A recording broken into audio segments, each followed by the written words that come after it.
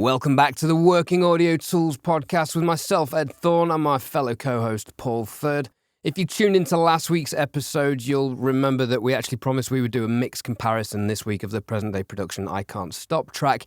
You heard my track, you heard the criticism, but we haven't yet heard Paul's genius. Now, we're actually going to postpone that episode for two reasons. One, I actually want another crack at it. I'm going to do it again in Logic and take on board Mark and James's feedback. The constructive feedback was very useful, very insightful. Both Paul and I agreed with it. And also Paul is going to do his mix as well. But something came up in Paul's world this week, and he wants to discuss it at length. And I think I'm feeling similar feelings. So, Paul, take it away. What did you want to discuss this week that is important to both of us, given the place in our journey becoming full-time mix or trying to become full-time mix engineers? Right. This week, I kind of wanted to be open and discuss again the journey that we're on and kind of a few conversations that I've been having recently. To be honest, I've been going through a little bit of a hard time with social media and, just the way the internet perceives YouTubers. And to be fair, I don't make it any easier for myself with my over-opinionated videos. And, I do kind of rile up. Yeah, I do rile up a lot of people. And I don't do it intentionally. I'm just very opinionated. Really? I don't. Really? Unless it's SSL, and fuck SSL. I'll do it again if I want. But I am somebody where I just go through life and I just go, oh, that worked. Oh, I've been learning this. And I like to share what I learn in the hope that I could help other people. However, as great as I think that is, I've been getting a few comments recently about how I've been over defensive and I'll defend myself to the hilt, where I suppose many people have got, valid reasons. I do like to have a bit of a debate. Ed knows that more than anybody. And I do struggle sometimes with my autism to see other people's points of view. And I will, if I say something, I truly believe it. And normally what I say does come from a place of a lot of research, and a lot of experimentation. And again, I'm very thankful and fortunate to have so many mentors in the industry. So they all come from a good place. And, I'm just a little bit of a bitch and I can't help it. And if I feel that people say stuff and I'm like, well, that's wrong, I can't help myself. I'm like, no, like, have you done this? Have you done this? Like, here is the research. Here is a bit of science. Where I was been speaking to a lot of people recently and they're like, Paul, you're letting it get to your head. And many people kept on saying the same term, which was imposter syndrome. And everybody all the mentors that I've got have all been kind of feeling recently that I almost have like imposteritis. I've got, and I do feel it. And I think it's important to speak about because I do think many people, when you're at this part of the journey where you are kind of starting to get clients, then you are feeling confident in your mixes enough where you believe in yourself. And I do believe that's where you start getting, the chatters and, from other parts of the industry who, you can't please everybody. And I have my lovers and I have my absolute haters. Just go on gear slits. Won't take you long. But I've learned to distance myself from a lot of the negativity. And, many people say that, yeah, you're not good at taking, constructive feedback. I am. I'm just a reflector, but I'm also a knee-jerker and I'm also reactive. So I always react first, then I reflect and then normally go, yeah, I suppose, yeah. Like with the whole snare drum thing. The whole snare drum thing is like the perfect example. How for ages I was like, no, I like the way I do my snare. I like the way I do my snare. And then it took me a while of reflection till I went, no, he's absolutely right. And now my snares aren't as pokey. You know what I mean? I understand better how to process drums because I learned from Ed and I listened to him and I learned that as much as I knee-jerked to begin with, I was able to reflect and take stuff on board. I think we're all like that, though. I mean, there's things that I know I shouldn't be doing in mix sessions, and then you'll tell me, and then I'll be like, yeah, whatever. I mean, I'll like I said, I always consider stuff, but in my mind, I'm thinking, yeah, okay. And then, like maybe a month later, I'll be like, oh yeah, Paul's right. Okay, cool, I'll do that. So I think we all have our own pace of learning. I think the important thing is that we are both receptive, and as we've said about the comments, we do genuinely consider every comment. And then if it becomes a theme, then I think for you it really hammers home more. But I think it needs to become a theme, a reoccurring theme I agree. For you to pick up on, which is, I dare say probably an autism-related thing from what I've learned about you. So what is it exactly this week that's been said to you that has triggered this imposter syndrome? And by imposter, do you mean you feel like you're going to get found out that you're not as good as you think you are or say you are, or what's the that's part of imposter syndrome for many people. I always sometimes feel, again, Ed can correct me, I always feel that Ed sometimes can lean on that side of imposter syndrome. I don't know if that's correct, Ed. I always get that feeling that you're always thinking, I always think you doubt yourself a little bit and you're always hyper-critiquing yourself.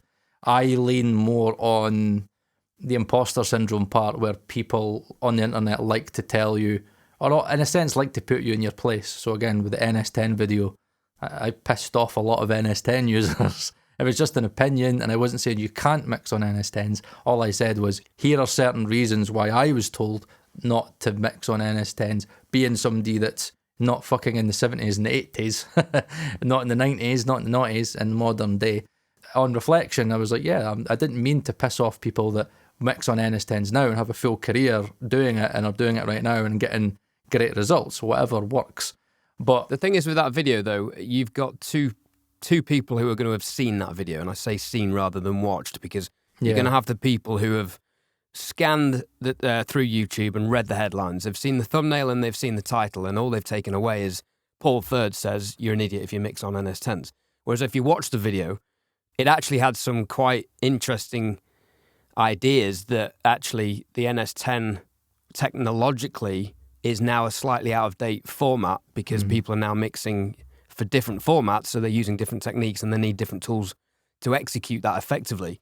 If they've watched the video with an open mind, they've taken it on board maybe, or if they've watched it with a closed mind, they've probably dug their heels in and probably hate you even more, or they've taken away the headline and not even given you the benefit of the doubt. That's just the world we live in, sadly. People are quick to make judgments and their own decisions, and often narrow-minded, and those people, in my opinion, are never going to be your audience. So the people who hate you for that video, fine, don't waste any energy on them. But the people who think, actually, yeah, I agree, why do people mix on NS10s? Or actually, he's right, it is an out-of-date format. We need to be mixing for AirPods and, sound bars and all that stuff. Maybe he's got a point, that's interesting, cool. I like this guy.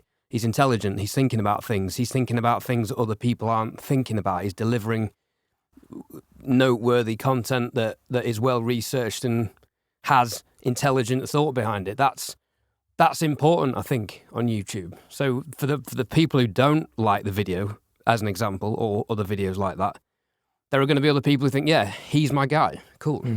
But I think, the issue that I've got is it's the whole YouTube thing. And I was telling Ed about a conversation I had today with quite a big producer, and we got chatting about certain things, and I was telling him about the way I've been feeling recently, and I'm like, I'm just finding myself getting so frustrated.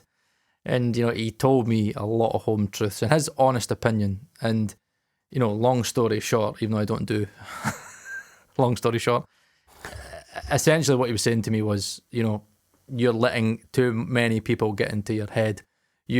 Why do you feel the need to argue with people? Why do you feel that you always have to be right? I mean, do you always have to be right? And I'm like, yeah, I suppose I do always have to be right. Paul Third. I'm Paul Third. But Born on the third. And he's like, if you're in the industry, Paul, he went, you just can't have that attitude, Paul. He's like, my worry for you is that attitude, when you're very opinionated, comes onto artists and labels and A&Rs and other people that may look at that. And he mentioned the NS10 video. He's like, I thought it was great. I understand what you're saying.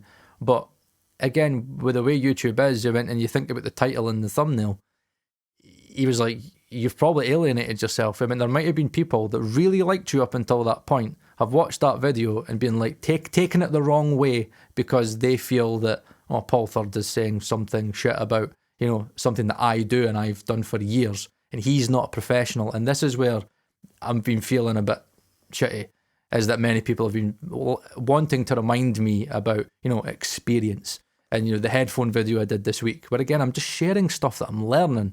And again, there was one guy and he did want to get at me, and there was another comment today, and it was talking about, Paul Third thinks he's got all the experience in the world. Please, Paul, just remind yourself that you've not got the experience of a guy like me, who's been in the industry 15, 20 years, doing this professionally. And many people like to do that with me on YouTube and remind me that I'm not a professional. And and I don't have the years of experience that they have.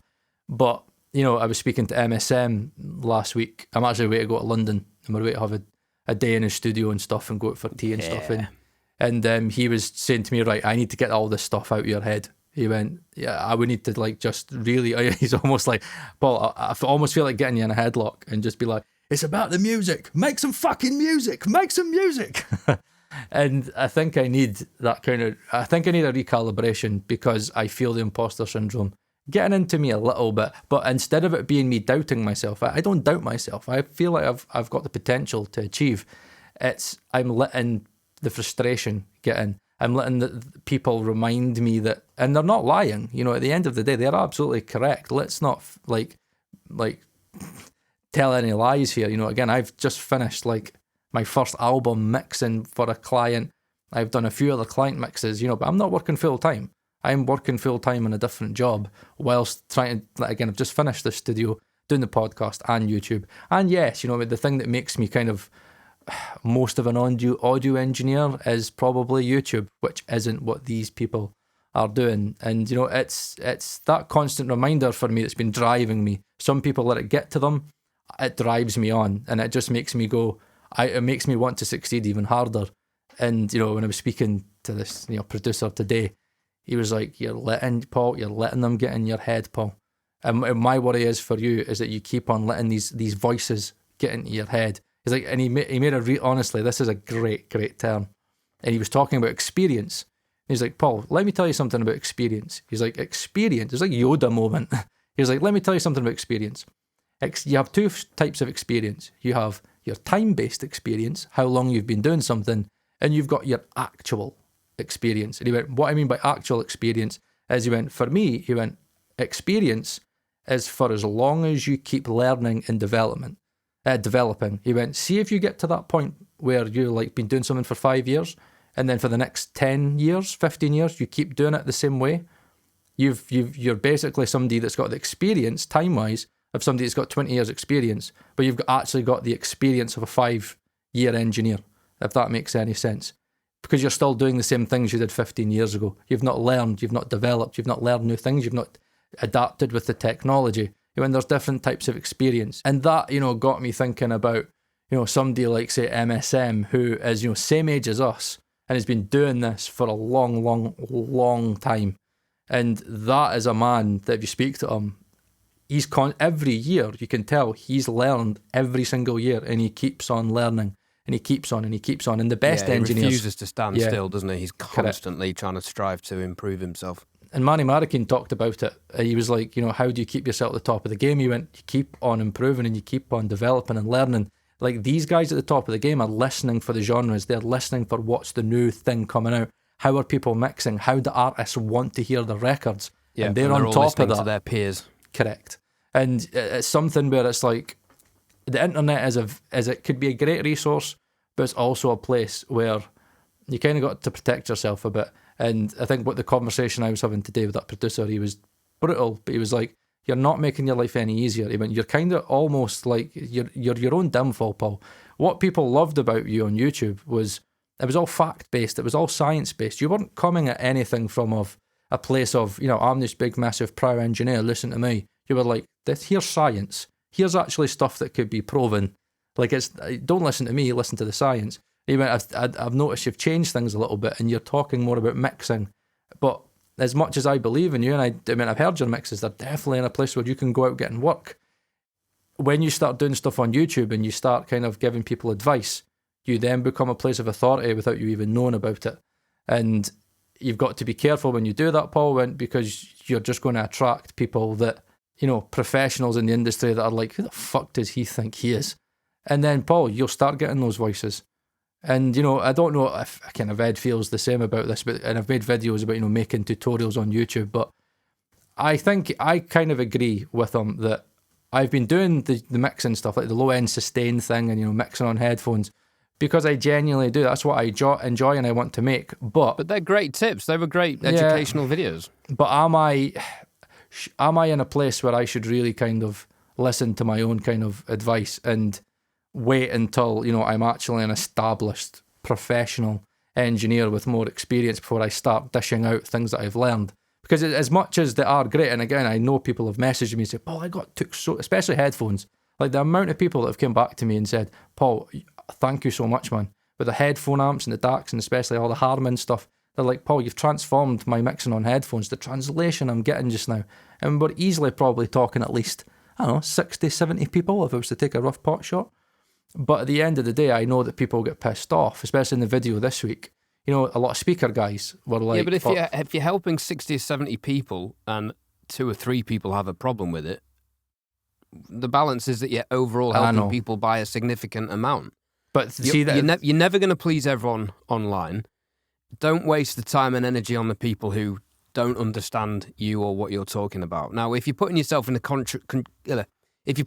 controversial position, yes, you may be alienating some people. And if you remember when we were in LA, how genuinely lovely everyone at the top end of the industry is.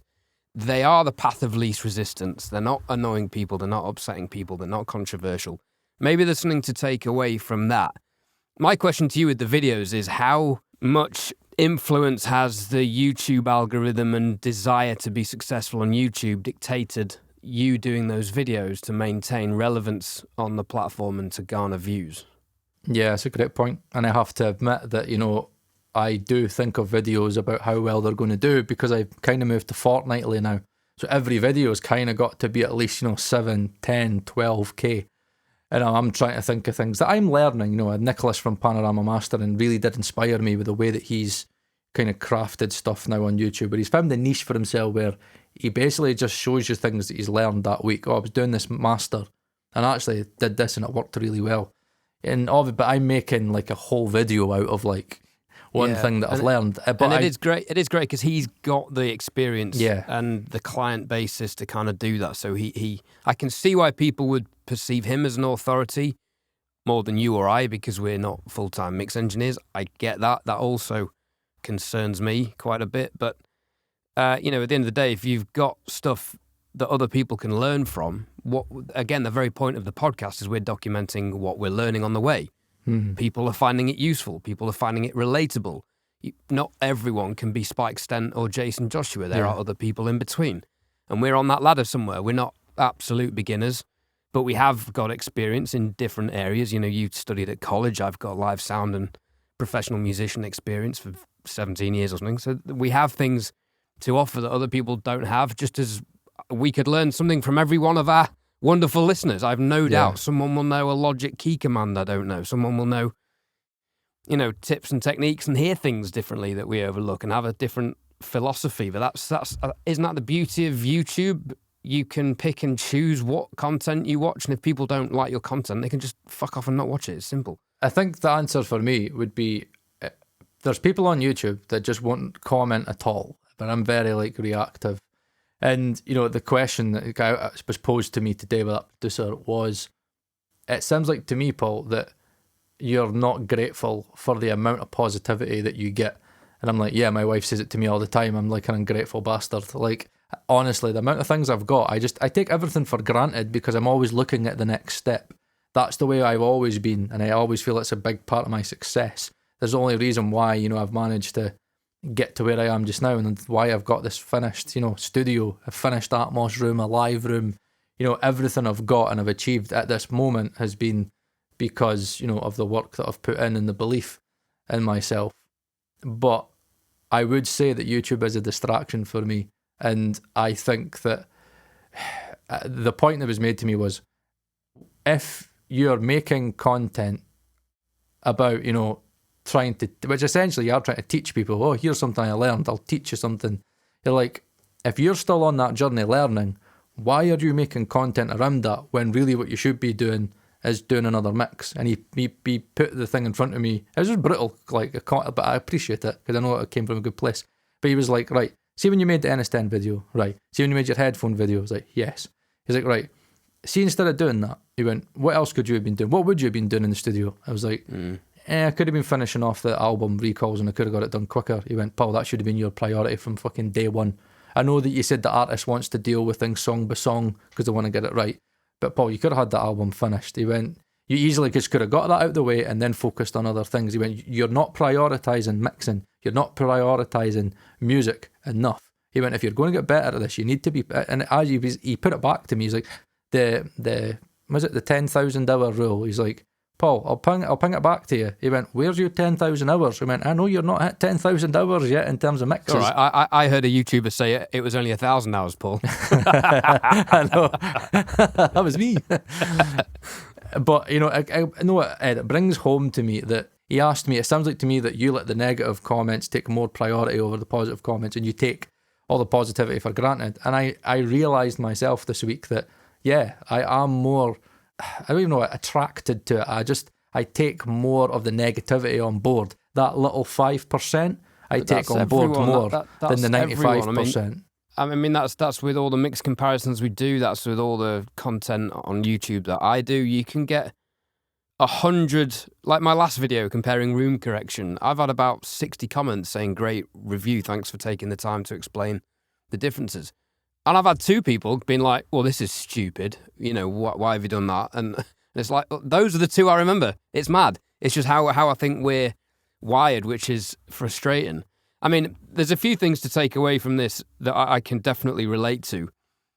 I've just started reading a book called The One Thing, and this is off the back of a book by a guy called Rob Dial, called Level Up, which is basically how to create positive habits and remove procrastination. And it's a whole life-shifting thing you've kind of got to start focusing on every day. They're great books, and The One Thing, I've just started, but it's basically telling you need to focus on the one thing that you want. So the one thing that you need to achieve. So I'm very much in a similar position whereby I would like to be a full-time mix engineer. But I'm also now thinking, I like mastering. I'd like to do that as well. So I'm kind of splitting my time between mixing and practicing mastering. Now that in itself could be a problem because I need to get very good and exceptionally good. We need to be so good we can't be ignored at one of those disciplines. I also, through reality, need to do the podcast that pays for my studio. I need to do YouTube that pays for my rent and bills at the flat. London's not cheap. I also need to keep playing drums, doing gigs so that I can eat food and do stuff, and live. The reality is when, clients are paying me £200 a mix at the moment, and I might, be getting a handful, like 1 or 2 or 3 a month. It's not exactly enough to make a living off. That's the reality of where I'm at the moment. So I need to do the drum gigs. Not only that, but I also still love playing drums and still enjoy it. I've put 27 years of my life into that. I can't turn my back on it. Now, the concern is, from a hearing point of view, maybe I should. That was one consideration, selling the live sound business. But the reality is, we have to make money. No one has the luxury of being able to take 5 years off working to get 5 years worth of experience to be deemed by somebody online as a good enough mix engineer to be professional. In an ideal world, that would be amazing. I guess that's what you do when you're a student. You take 3 years at university, if you can be bothered paying $9,000 a year for uni now, to focus purely on mixing. But you're so young and naive then. You're not going to make the most of it anyway. It's a vicious cycle. It's a catch-22. It is. And what's been kind of difficult for me today is after having that conversation was kind of having self-realization in myself where I do put myself in positions where I bring on, people to come at me and say, is that what you think? Fucking who are you to say blah, blah, blah? When really, I should be in a position where instead of listening to, people online, I really just should be knuckling down and putting all of my energy into being successful in terms of my work, to be able to turn around to somebody and say, well, I'm not professional. Here's what I've done this year. Here's the work that I've done. Here's my mixes. There's my portfolio. I've done X, Y, Z mixes this year. I've made this much, blah, blah, blah. Not that they need to know that. But I'm like, I'm doing this as a profession. Everybody's kind of been recently doing the same thing with me, where I can tell they're pushing me into either pick YouTube, Paul. I mean, they're not telling me to stop doing YouTube because it's good for networking, and I've been a massive, the amount of people I've got has been crazy. The way they make it out to me is you can't do both where you are just now. If you've already got the career, yeah, you could do YouTube and the career on the side and try and manage them. But where you are just now, Paul, you either want to be a YouTuber or you either want to be a mix engineer. He went, the same works on Instagram. You could spend all your fucking time on Instagram doing fucking wee shitty reels and stuff like that. But it's like, you're spending your time doing that and you're not where you want to be. Maybe the reason why you're not where you want to be is because you're spending too much time on this. And the reason you're feeling like an imposter is because you're making content that's like, yeah, look at me, look at me, look at me, look at me. And he's like, instead of telling people to look at me, you could just be going, right, knuckle down and get work, and then get to a point where you can make a video and, like, you know, what Nicholas does, and be like, here is a client, if the client allows you, and be like, this is a mix that I've done, I'm really proud of it, here's stuff that happened in the mix, and here's something that may help you. He went, Paul, do that in a place where you're like, fuck, I've been mixing flat out this week. And if anybody wants to turn around to you and say, fucking, where's your granny? You know, where's your rewards? Fucking, your mix sounds shit. He went, you've got to drum that out, and you need to have the belief in yourself to be able to just look at yourself in the mirror and say, am I doing what I want to be doing? Am I doing this as a career? Am I making a full-time living out of this? If the answer is yes, then Paul, you're a professional. He went, you can grade being a professional in terms of, you know, being the spikes and the serpents. He went, if that's the case, Paul, he went, we're all imposters. We've all got imposter syndrome. Well, no, by definition, professional would be that you make a living out of mixing. Yeah. Now, at the moment, I'm a semi-professional drummer, semi-professional YouTuber, semi-professional podcaster, semi-professional mix engineer. The reality is that any one of those could be my full-time thing, probably not podcasting. YouTube would be very difficult. That would involve probably selling courses and teaching and one-on-one tuition. I've been a professional drummer for many years. For mixing to take over is taking longer than I thought it would, I'll be honest. I was slightly optimistic when I sold my live sound company how much I'd be able to charge for mixes, how good it would take me to get good enough. And the better I've got, as I'm sure you've found, the more I've realised, shit, I don't know, I need to get more stuff down. Every week I'm finding things, right, that's my next domino, I've got to get that technique down, that's my next domino, I've got to revisit this and do that. So I still feel very much in the learning phase, although, you know, some clients are coming in and what I'm doing for them, they're really liking, which is the important thing. But with the experience thing and someone saying you need 5 years experience, that person who commented on YouTube and said, you've not got as much experience as me, you never will have, because they started 15 years ago. Yeah, the only way you're going to get more experience than them is in 15 years' time if they stop now. So there's always going to be someone younger, better than you. You know, I learned on drums, look on Instagram, there's always some 7-year-old kid who's, you know, better than I am. It's terrifying. That's always going to be the case. And experience is a fantastic thing. They're not wrong, and that's where we have to be patient. I know I sometimes feel very impatient, and my imposter syndrome comes from, you know, this week, I got the rather brutal feedback from Present Day Production last week. That was a bit disheartening. But I packaged that in a positive way after, you know, the following day. I was like, right, well, I can take that. They're not wrong. I need to go back and revisit this. This is a learning opportunity. I can then probably send them the second mix and get their feedback. You know, maybe even try and tempt them on as mentors if they would be so kind. It's taking those setbacks and pushing. That's what's hard and is taking a lot of my mental strength at the moment. Like today I've come into the studio and I'm working on a master. Someone did a mix of one of my songs, actually. And we chatted about, you know, the difference between my mix and his mix. And I thought, well, I'll master it. I've come in today, having done half of it on Friday and finished it today, listening, thinking, I don't know if this is better. I think I suck at this. It sounds different. Is it better? I don't know. So I need experience and almost validation through success in this to then have a more confidence, to have a benchmark of what is right and wrong and what is good. So that's experience, but that's just got to come with time, and it's infuriating. Now, to get the most experience as quickly as possible, yes, I should stop YouTubing. Tuesday is my YouTube day. I should scrap that. That should become another mixing day. In an ideal world, I'd turn down all gigs, especially midweek ones that are late at night that mean I get into the studio later the next day. I should stop. I did stop all that for a while, but economics at the moment dictate that I need to do all the gigs I can. And it's just easy pickings, it's easy work, and I still enjoy it. But yeah, if my one priority was become a mixing engineer, maybe what I should have done is when I sold the sound business, I did think about this. I did think, right, I could I've got enough money here to live off for a year and not do any work, not do anything else other than mixing. And that was a feasible option. I didn't. I invested it in some new speakers. Maybe I didn't need to spend so much. I invested it in 500 series gear. Maybe that was an error in hindsight.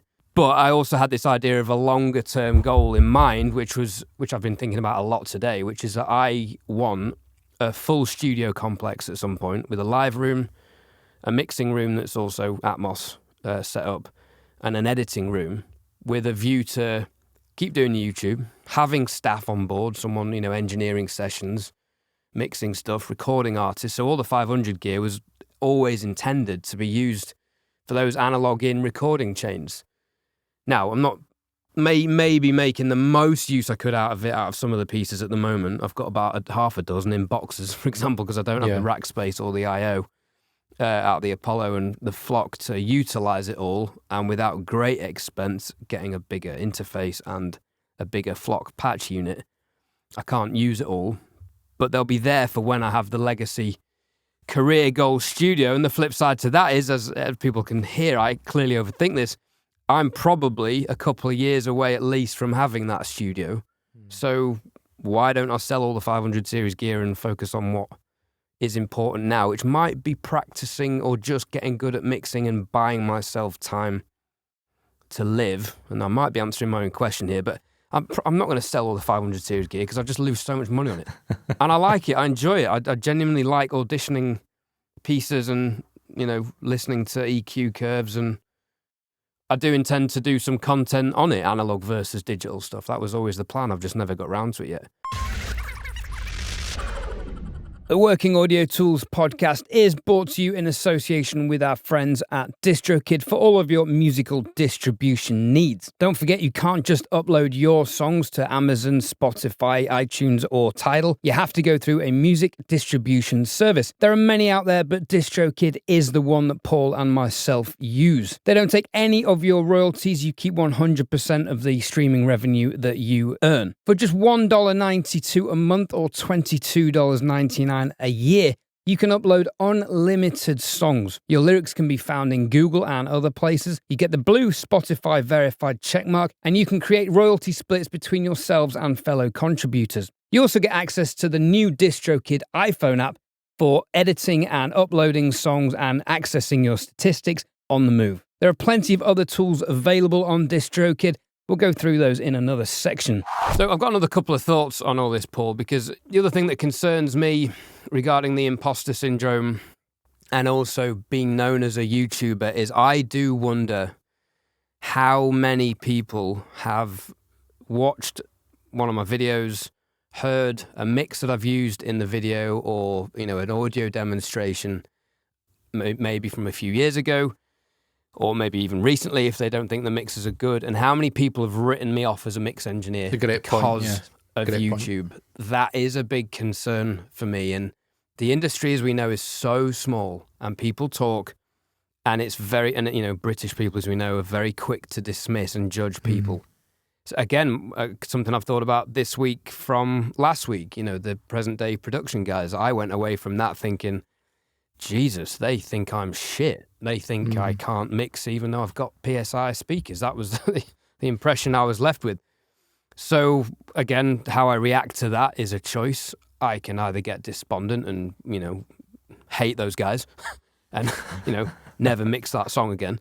Or I can go away, take on board what they've said, think, okay, I can salvage this, and hope maybe, like I said earlier, go back to them and ask for their opinion again on it. Now, either they're going to be like, fair play, Ed, you've done the work, you've taken on board, that's a much better mix, well done. Or they're going to be like, no, we've written you off as being shit now. You've fucked it. And you've got to think, and that is imposter syndrome, eh? That is a big part of imposter syndrome. Oh, it's horrible, and I'm massively guilty of overthinking stuff like that. So, yeah, it is a concern. I do wonder how many people maybe in the industry, maybe Spike has seen one of our episodes and thought, Jesus, what are these two doing? They're pointless. And, if their name comes up in a conversation, I'm never going to suggest anyone uses them. Yeah, because you never know what they're going to see. You never know what video they're going to see, what piece of content they're going to base you on. And that is, again, the difficulty with what we do on YouTube, eh? And they might see a video that's 3 years old, Yeah. with a mix that's 3 years old, and they might not think, well, hang on, I'm sure he's improved. It sounds like he's been practicing. Let me check out one of his recent mixes. No, they'll be like, no, this guy's crap. Not interested. Yep. Which is dangerous. But then I also take encouragement with, M's mentoring of us both, and, Warren happily to mentor, and, true. other people that you've mentioned. They're taking the time to help. Surely that's because they see potential. Again, just one question for you, Ed, because I think this is important.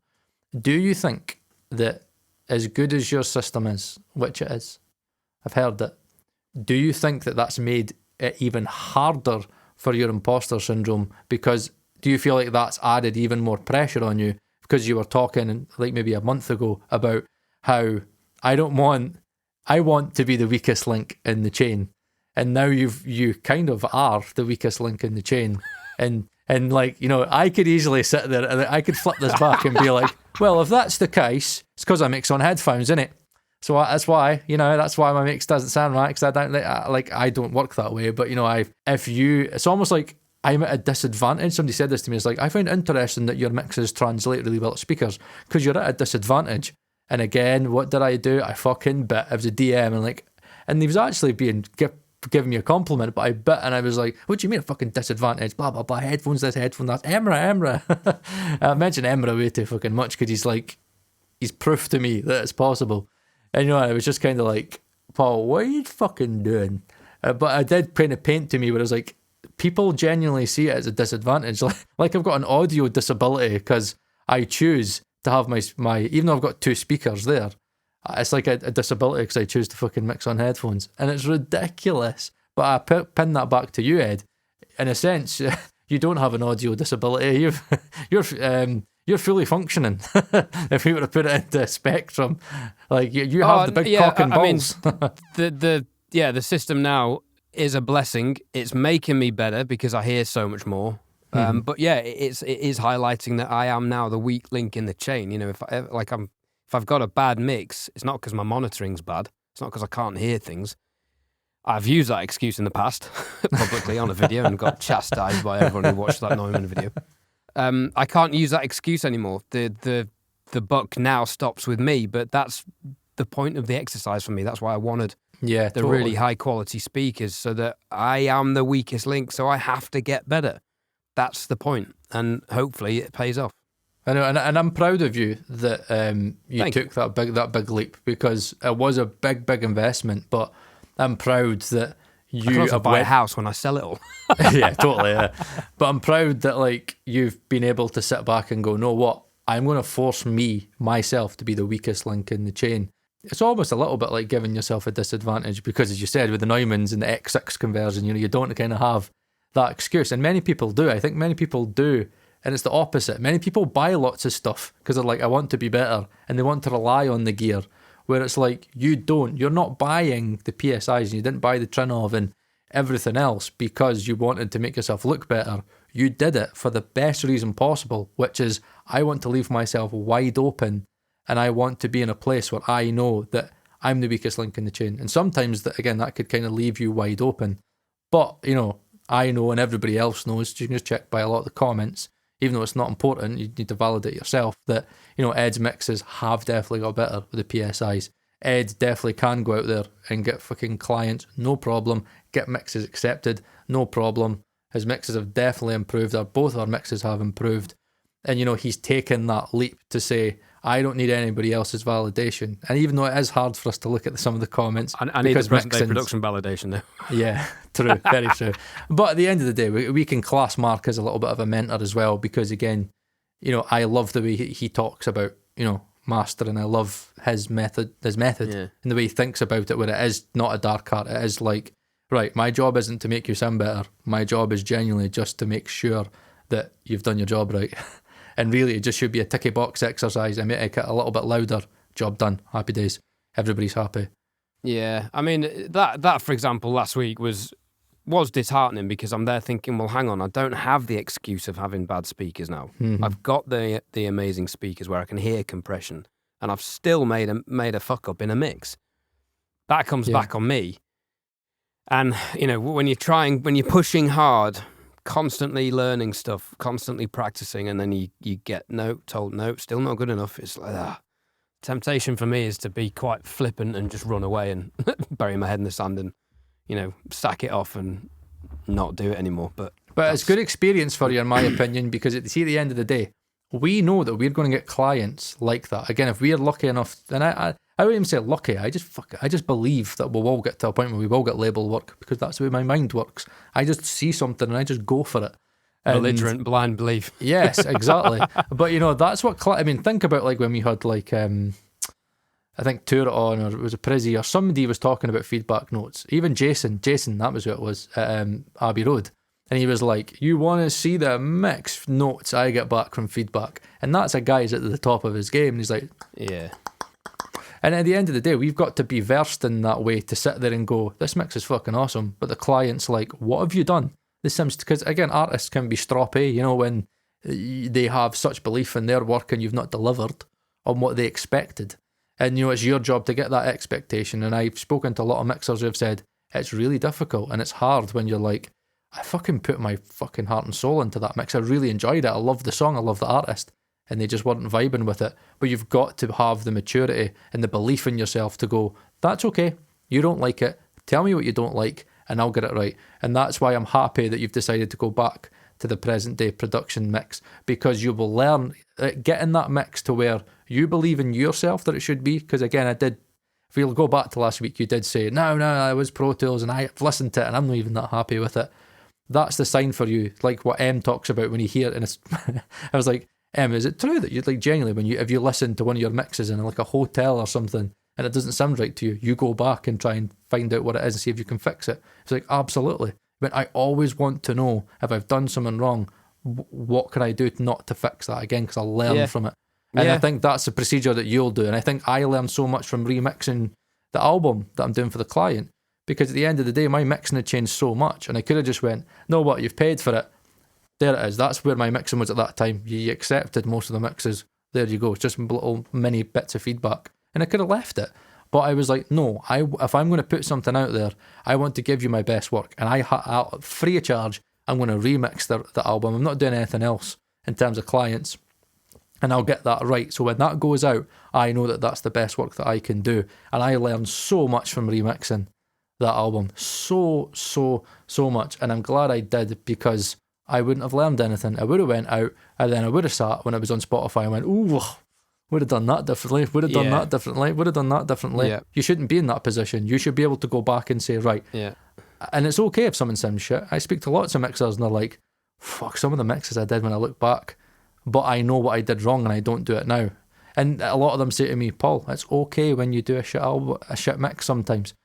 Paul, it gets accepted and you listen back and you're like, oh, why did I do that? But at the end of the day, it got accepted. What you're worried about. And that's what many people say to me about imposter syndrome. It's like, stop worrying about other people. Stop letting these negative people get in your head and stop giving them the fuel for the fire.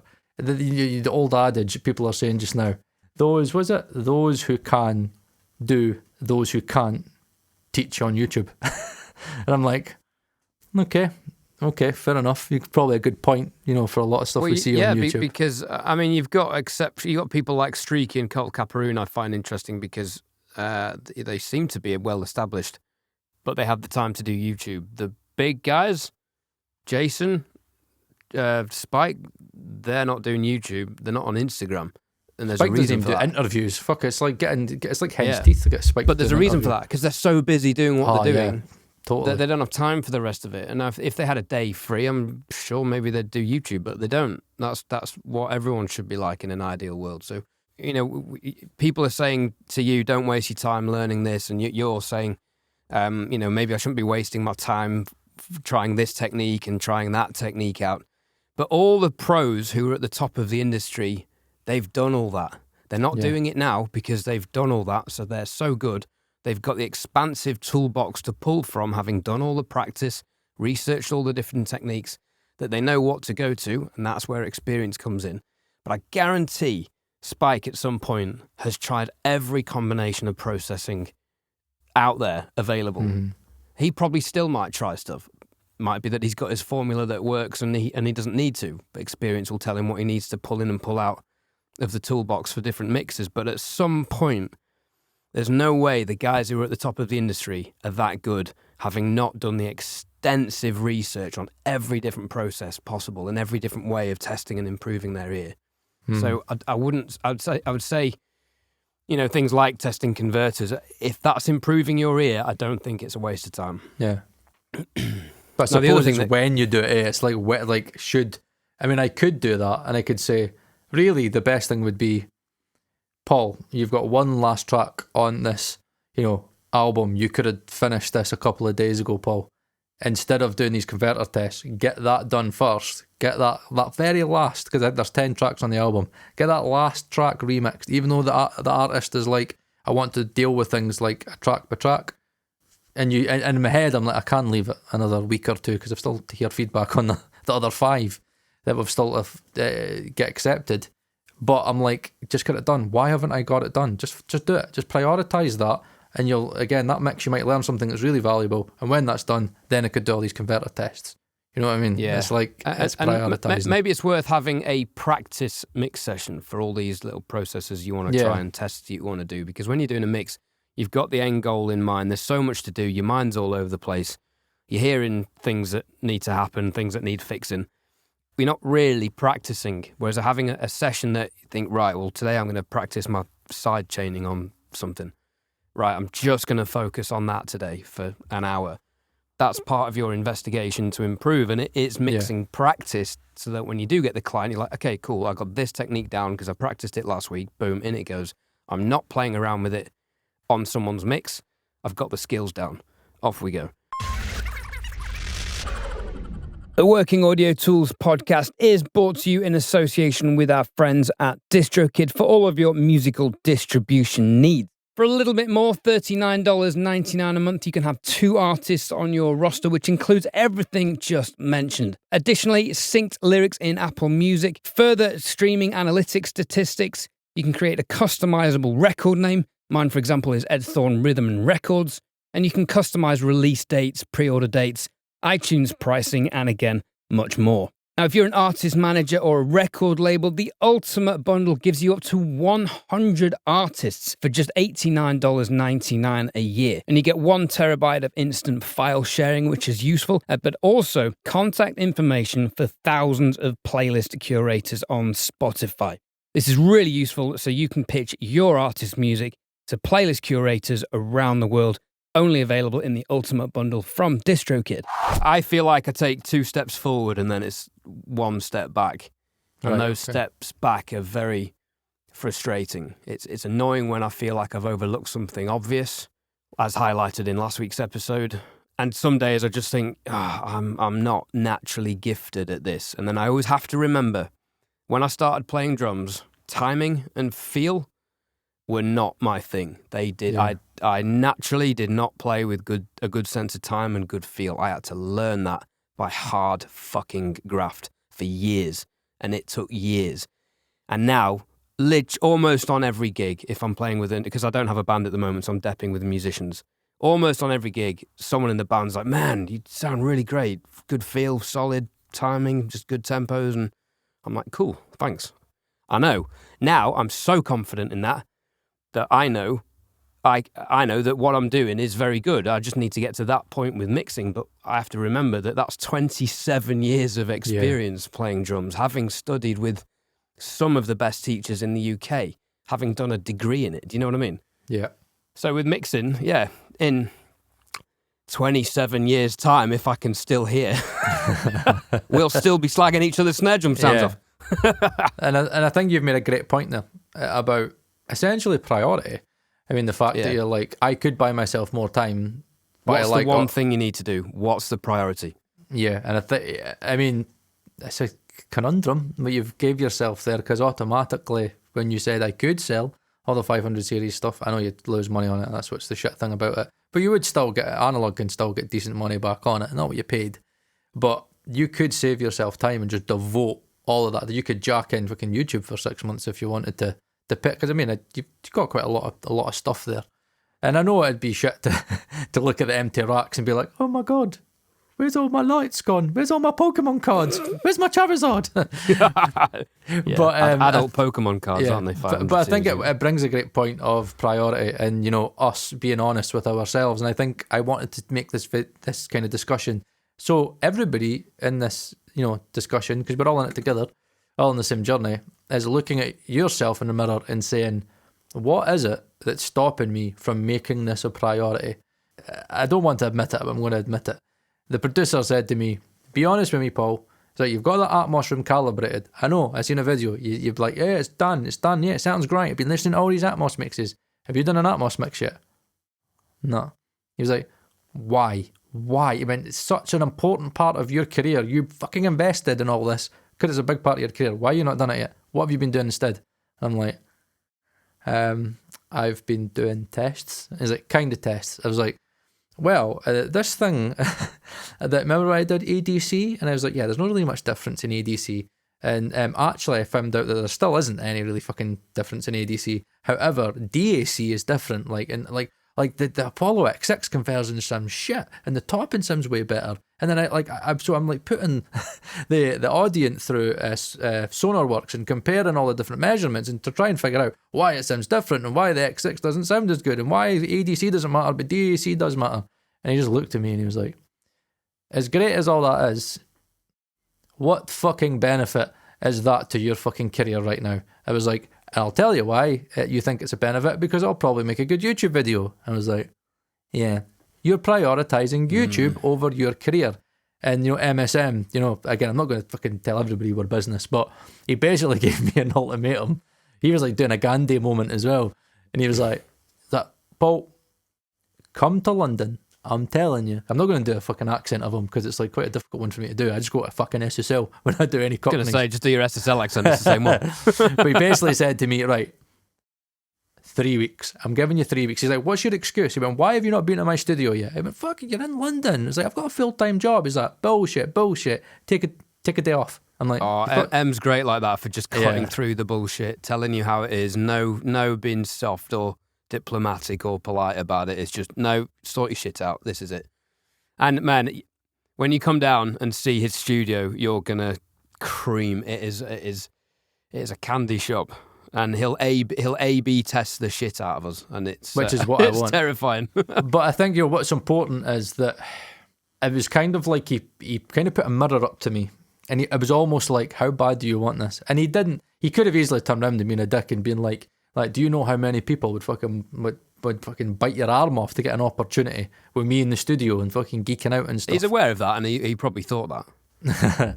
But I would if I was him. Yeah, and again, he didn't say that to me, but he was kind of like 3 weeks, and it was almost like I felt like what he was saying to me was, you got 3 weeks to show that you fucking want this, to have a day in the studio with me. Again, he didn't do it. There was no fucking ego going on here. He was saying, I'm going to help you out. I'm going to have you. We'll get all the shit off your mind.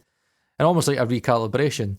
And, I was sitting back and he was like, I was giving him these excuses. I was like, well, I'm working and it's like, it's money. It's like, fucking, it's like 200 quid fucking for me to get trains there and back and stuff. Fucking hell. I'm like, there's money. Money's no cheap. He's like, just sell something then. He's like, he was almost like saying to me, he's like, you could get money. You're trying to tell me there's no business, you can't sell a piece of equipment. You can't fucking do a few videos. Surely you've got stuff in your business account. If you've got stuff in your business account, why aren't you taking the time to invest in your career? And many people would say, it's just a day. I'm like, it's not, because when you get 2 days, time, isn't it? 'Cause it's 6 hours on the train down, then we go to his. 2 days. But the way I see it is, and my wife just looked and she's like, "You're going, aren't you?" I was like, "Well, yeah, he's gave me an ultimatum. When you give me an ultimatum, I'm fucking doing it because I don't back down." But it was just something that kind of just struck a chord in me, and I was sitting at the tea table, and the girls were like, "Daddy, you're going to London again?" I was like, "Yeah, I know," but I said to the girls, like, girls, if this was 10 years ago, before you were even born, I was like, and Daddy was fresh out of uni, I'm telling you right now, Daddy would have done anything to have a day in M's studio, just to pick his brain, just to watch him work on mixes, because I value his experience so much, and his skill and his craft and his knowledge. I value him as a person. And it's one of those things where I sat back and went, if Paul 10 years ago would have done anything, would have scraped whatever money just to have a day in that studio, why am I sitting there giving him excuses? And I was like, know what? Fuck it. I was like, Laura, She's like, you're going, aren't you? I went, yeah, I'm going. I've got money in my business account. I've got a little bit. And, I booked it today. Fucking still like 200 quid. And I did tell him, I was like, I'm telling you right now, you better make this worth my while. It's like, I'm spending £200 on a train ticket here. I was like, I want the best Chinese possible. Because I did say to him, if I'm coming across, you better show me like a fucking properly good Chinese in London. And you better buy me my tea. Because that's who I am. I'm a little shit.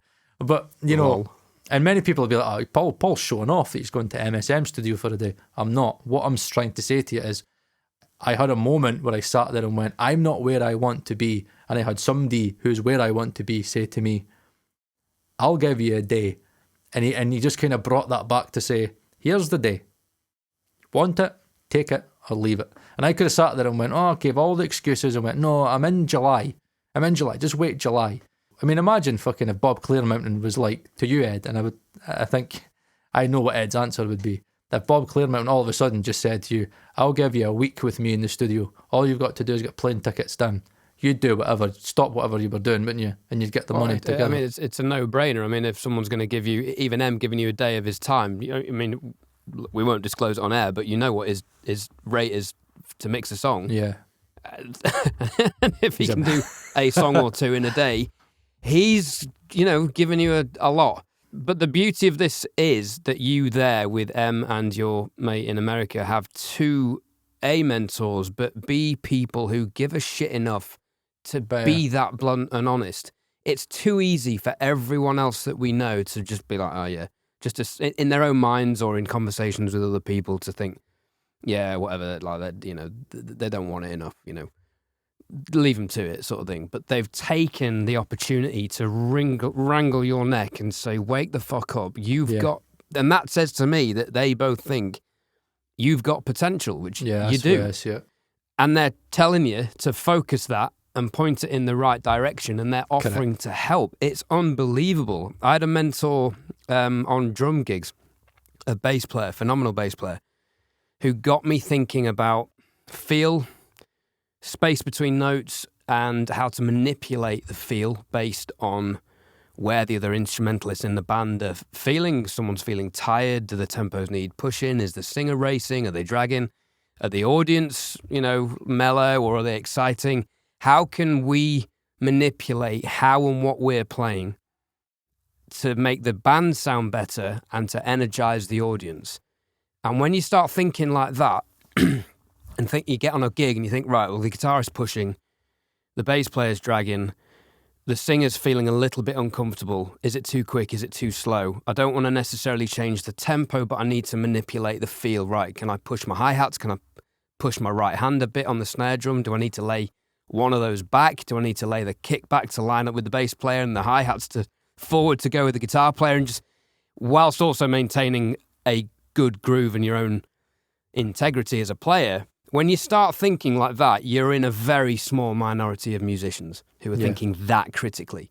So for my friend Stefan, who spent 5 years really, he'd turn around on gigs and be like, wake up, and he'd shout at me and I'd be like, oh, shit. And I wasn't as relaxed and comfortable in myself as I was now, as I am now. So I would get hyper paranoid on gigs. It was horrible for a while. So, I have long debates with people about, the necessity of this or the professionalism or, who's he to criticize other musicians, whatever. Except that his ears are amazing and he's always right. So, but over time, it got to the point where I was like, okay, I'm aware of all this now. I've practiced it. Actually, I disagree with you there. And then we started having a different conversation of, well, hang on a minute. I think you're overlooking this, or actually, I heard this song today and this is the tempo. I think you're feeling it a bit relaxed, having done it with a, lazy behind the beat drummer for the last few years. Little conversations like that, and instantly you're both kind of helping and elevating each other. It took someone like that to take me under their wing and teach me all this. Partly because he wanted a better experience on gigs. But actually the compliment was, and he said this to me, you're one of two drummers that I have these conversations with, because everyone else either doesn't want to know, doesn't care, or don't have the ability to implement what I'm saying. Mm-hmm. And that was a massive compliment. Yes, you've got work to do, but you're the kind of player, your mind works in the kind of way, your heart is open and receptive enough to this constructive criticism that you will improve and own this when you get it, or when you get those skills down. So with these mixing mentors, if you've got people, you know, like my mate Stefan, who are taking you under their wing because they believe in you, A, that's a massive compliment, and B, it's a very fortunate position to be in. And you should run with it. Listen to them. M doesn't bullshit. M knows what he's talking about. Yeah, big time. And I think, you know, that's what I want people to take from this conversation, is to think about what is it that you are prioritizing over your career. I think social media, you know, is... I've come to loathe it now. I do think many people... That's why I took myself off Facebook. I've got a profile, but like it's a new one I made up that I'm hardly ever on. Genuinely, I don't even think I'm on Facebook once a week. But I think many people do spend too much time on YouTube, and I know it's daft coming from somebody who's like, watch our videos, watch this podcast. Yes. But, you know, I do think that I do spend too much time on YouTube. You know, I'm always checking, you know, the competition and checking what's out there when I could really, and I'm always learning, you know, but I that's always part find of the job. You have to do that because it is a job. But I do feel like sometimes that when I'm learning about stuff, I'm learning about stuff that like I don't really need to learn about right now. I'm such a rabbit hole guy. Like I was speaking to an engineer today that I know very well, but he was talking to me about Jay-Z mics, and he was like, certain things, he got a mic, a small diaphragm condenser, and he was like, oh, I want to have a look and see if they've got like unsmoothed frequency graphs, because I hear something and I don't think something's right. And before I knew it, I was like, automatically want to jump in and be like, no, what is it? Tell me. Like, and what could we do? And what could we do with this? And how are you going to test it? Is there any other ways we can test it? And I'm like, well, Paul. Right, just listen to him. Right, just listen to him. You don't need to fall down this rabbit hole right now. You've got other things that you should be doing. Should I be doing these EDC, DAC tests? No, I know the top in DX7 sounds fucking miles better than the X6. And I'm like, why should I need to know why? All I need to know is, right, that's going to give me better conversion. I'm going to be able to get better translation from that. That's all that's the most important. And fucking mix with the speakers instead of making all these measurements. Fucking mix with them. Just mix. Sit down and get the stuff. Get this album finished. Get in that Atmos room, Paul. Learn Atmos mixing. Get it done. Get people in the studio. Like the guy the producer made a great point. He was like, I'm loving your studio, by the way. And he's like, but again, another bit of brutal honesty for you. What have you done with it? I'm like, it's not open yet. He's like, how long have you had it? It's like, a year. He's like, right, okay. And I get that. You've been building it and it's taken a while to put together. And he got that, but he just said, it's like, so you're in the studio, you got all this great stuff. The question is that a distraction from mixing? As a little bit, but at the end of the day, you know, as a business, you know, here's the thing, mate. See, when I'm in here, and I know, same with you in London, that when I'm here, I've not got the distractions. When I'm here, I'm in Paul Third audio geek mode. Now, because everything else is finished. Building it was a distraction, especially the Atmos room, Jesus. But, you know, when I'm here, I'm like always doing audio-based stuff. But what I should be doing is treating this like, as soon as I walk through that studio door, it's like, you don't need to be doing anything else. Can you be mixing right now? If the answer is yes, then I should be mixing. You know what I mean? The good thing about the studio for you is long term, that is an opportunity as a very viable business to get artists in and record, which will then feed the mixing business, as like our friend Andrish does. Records people and then he by default has them as mixing and mastering clients. That will at some point, and it'll be a very difficult transition, and you'll have to make a brave jump at some point. I know. Facilitate you leaving the day job, and then you will be a full-time music producer and mix engineer. Overnight, that's going to be a difficult transition. I suspect for you, it'll need to happen over a summer holiday period when you can ram the studio for 6 weeks with clients. And see how it goes, yeah. And maybe that should be something you should be aiming for this school summer holiday. So you need to open the studio, book clients in for those weeks in the summer holidays, and then hopefully that snowballs, and then you can hand in your notice on the 1st of September. I think, you know, he made another good point to me, but what he was meaning by is, what have you done with it? He's like, have you done any advertising for your studio? When you're saying it's finished, he went, yeah, just little bits of paints and bobs. He's like, right, prioritise that, Paul, God's sake. If that's just wee bits of paint and you've got to paint the toilet and you're like, to get that open. And when, have you even thought about advertising your studio? I was like, no. He's like, how are you going to advertise it? I went, well, YouTube. He's like, what? And locally? I was like, fucking no, you said nobody knows who you are, really. in your local area. But if you're wanting to facilitate mixing globally, then fine, yeah, YouTube's going to work great for you. But you need projects under your belt. It's like, why is somebody that watches your channel going to want to work with you, right? Unless they know you've got a big build of work and you're working professionally. Yeah, they might love you and they might love learning from you, but you're in this to have a career. And again, it's like you're almost trying to focus on making everybody else happy than making you happy and putting you in a place where you're like, right, I'm not maybe going to share this today. I'm maybe just, he went, start keeping stuff for yourself. And he told me kind of certain things about the industry back in the day where he was like, nobody ever did what they do now. He went, I said, change world from like the 70s and the 80s. He went, there was gatekeeping. He went, we don't like the term gatekeeping, but there was. He was like, as soon as like the internet became a thing, all of a sudden everybody's fucking giving away their secrets now and everybody's getting paid fucking to give away all their secrets and stuff. He went, but that wasn't a thing back in the day.